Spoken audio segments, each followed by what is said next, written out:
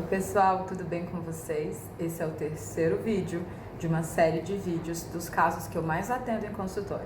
E hoje é dia da gente falar sobre disfunções sexuais femininas. Se você tem qualquer disfunção sexual feminina, esse vídeo é pra você, tá? Fica ligada. Às vezes você até tem, mas não sabe. Então vamos falar sobre isso? Vem comigo. Essas são disfunções sexuais femininas muito mais comuns do que vocês imaginam.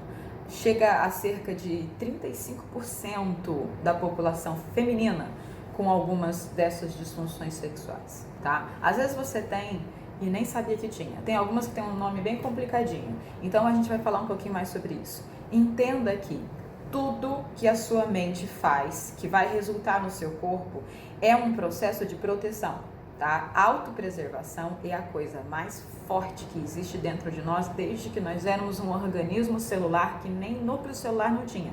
Quando eu falo nós, eu estou falando de seres vivos, tá? Então, autopreservação é a coisa mais forte em todos os seres vivos vigentes sobre a Terra. Então, entenda que toda manifestação da sua mente, que às vezes você pode achar que é uma sabotagem. Ai, Érica, eu não consigo ter prazer no sexo, eu acho que eu estou me sabotando. Érica, eu não consigo ter um orgasmo, eu acho que eu estou me sabotando, eu acho que o meu corpo não funciona. Eu acho que os homens com quem eu saio não são capazes de me fazer gozar. Ai, Érica, eu não consigo gostar de sexo porque sexo pra mim desde sempre me machuca ou incomoda ou é desconfortável ou eu não sinto prazer nenhum, eu faço apenas porque o parceiro quer.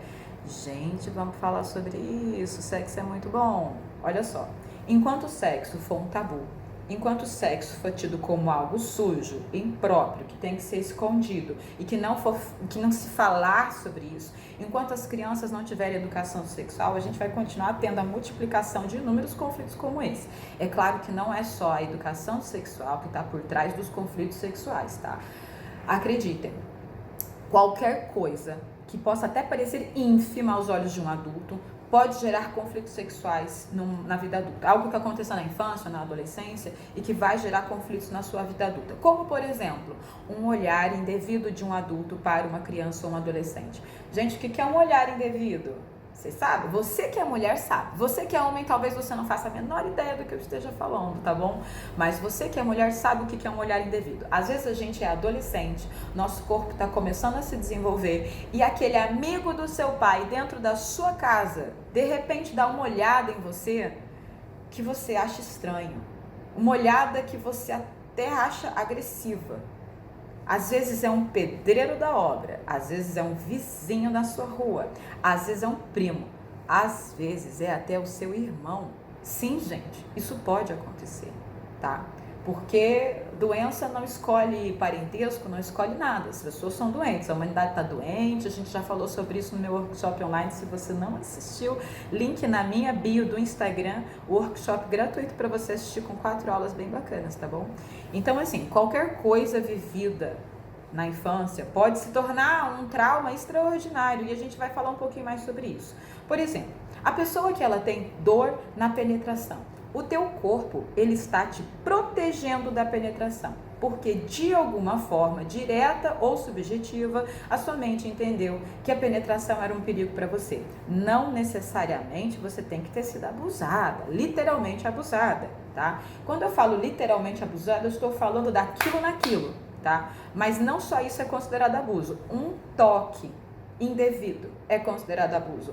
Um olhar indevido é considerado abuso. O que é um toque indevido? Um homem que passa a mão no seu peito sem querer, uma encoxada que você toma no ônibus, qualquer coisa desse gênero. Vocês sabem, eu não preciso explicar o que é indevido aqui não, vocês sabem. Qualquer uma dessas coisas vividas na infância e na adolescência vai ter uma dimensão muito maior do teu cérebro, porque na infância e adolescência você está com o seu campo aberto, você tem a consciência ainda fininha, ainda se desenvolvendo. Então você já está em estado hipnótico constante, você aceita sugestões muito fáceis. Então todos esses problemas de ordem sexual você aprendeu de alguma forma a se defender. Seu corpo, sua mente está apenas te defendendo. Ah, Érica, eu tenho dor quando eu vou fazer sexo. Eu não consigo gozar de jeito nenhum com o parceiro, mas consigo gozar sozinha. Também tem isso. Com o parceiro não goza de jeito nenhum. Sozinha consegue gozar. Vou falar um negócio bem importante para vocês, viu, mulheres de qualquer idade que vocês tenham. Vocês não sejam esse tipo de mulher que fala pro homem: ah, tomara que você consiga me fazer gozar, porque nenhum homem ainda fez. Gente, vocês não podem colocar essa responsabilidade na mão dos garotos. Quem tem que se fazer gozar é você. Você não tem que colocar essa responsabilidade na mão do homem, porque para você ter um orgasmo, para você ter uma vida sexual saudável, isso depende muito de você, da intimidade que você tem consigo mesma, se você se toca, se você se conhece, se você sabe do que você gosta, onde você gosta, de que jeito você gosta, se você se comunica no ato sexual, se você se comunica com o seu parceiro. E uma coisa assim fundamental para que o sexo seja legal: admiração. Como assim, Érica? Um monte de interrogações surgindo. O que a admiração tem a ver? Gente, a gente ainda se comporta como bicho. A gente ainda se comporta como animal. 300 mil anos na evolução do Homo sapiens não é nada perto da evolução da vida sobre a Terra. Então, uma fêmea precisa ter admiração pelo seu macho para que ela possa funcionar.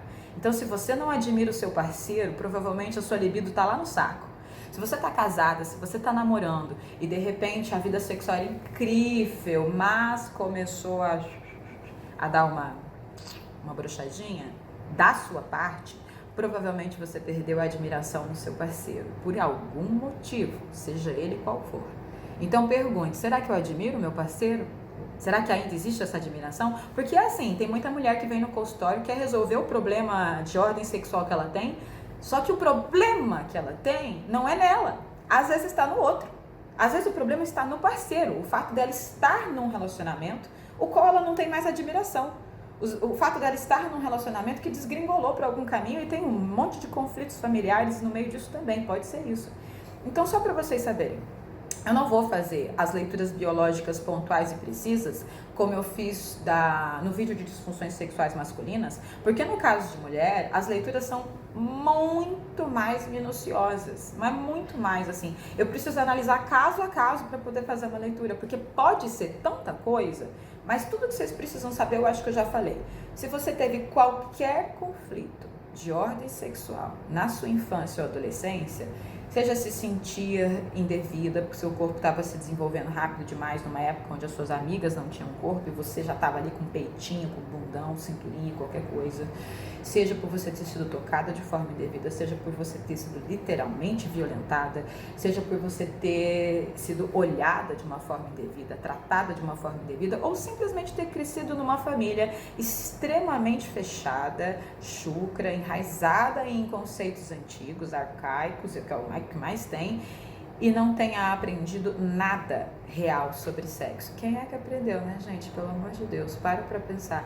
Quem teve educação sexual nessa vida? Se vocês tiveram, pelo amor de Deus, deixa aqui no comentário se o seu pai, se a sua mãe, se dentro da sua casa se falava abertamente sobre sexo, sem tabu, pelo amor de Deus, deixa aqui no comentário que eu quero saber se você existe e que idade você tem. Então, meninas, eu só quero dizer pra vocês que tem solução, tá?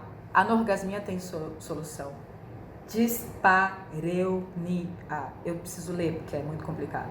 Tem solução. Dor na penetração, apertamento vaginal, falta de orgasmo, falta de prazer, falta de libido, frigidez, tudo isso tem solução. Porque todos esses conflitos, eles surgiram em você. Você não nasceu com eles. Eles não são de ordem genética. E mesmo que algum desses conflitos pudesse ter um negocinho genético, porque às vezes é assim, as pessoas adoram falar, é genético, é genético, só que você não fez nenhum teste genético para dizer, você só acha, porque você fala assim, mas a minha mãe tinha, mas a minha avó tinha, mas todas as mulheres da minha família tinham. Sabe o que isso significa para mim? Que as doenças familiares estão sendo perpetuadas na criação. Porque fator genético não ultrapassa 60%. Os 40% que vão ser determinantes para aquilo que você já tem uma predisposição genética a acontecer é o meio ambiente em que você vive. É o fator ambiental que a gente fala. Então, é onde você está inserida. É quem foi sua mãe, é quem foi seu pai, é quem te criou, é o que você viveu da vida que vai determinar o acontecimento dessas coisas, tá bom? Eu espero que esse vídeo tenha sido útil para vocês, apenas para a gente falar sobre isso, falar sobre disfunções sexuais, falar sobre o seu orgasmo, falar que você pode ter uma vida sexual plena, maravilhosa, gostosa e que você pode procurar ajuda. Então, se você precisar de ajuda, se você tem qualquer um desses problemas, se você conhece qualquer mulher que tem qualquer tipo de dificuldade sexual, de dificuldade nos seus relacionamentos, eu sou a Erika Jabur e eu posso te ajudar.